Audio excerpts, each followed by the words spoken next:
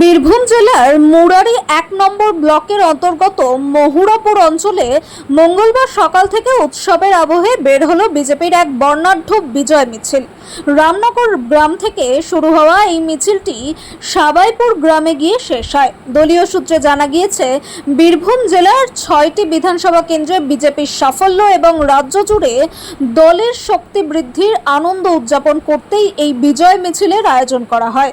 সকাল থেকেই কর্মী সমর্থকদের ভিড়ে জমে ওঠে রামনগর এলাকা। হাতে দলীয় পতাকা, মুখে স্লোগান। উৎসাহ উদ্দীপনায় ভরপুর পরিবেশে মিছিল এগিয়ে চলে বিভিন্ন গ্রাম পেরিয়ে। এই কর্মসূচিতে উপস্থিত ছিলেন মুরারি ৩ নম্বর মণ্ডল বিজেপির মণ্ডল সভাপতি পার্থ মণ্ডল সহ দলের অন্যান্য নেতৃত্ব ও কর্মীরা। তাদের নেতৃত্বেই মিছিলটি সুসংগঠিতভাবে সম্পন্ন হয়। বীরভূম থেকে অনির্বাণ পাচার রিপোর্ট, বিগ নিউজ বাংলা।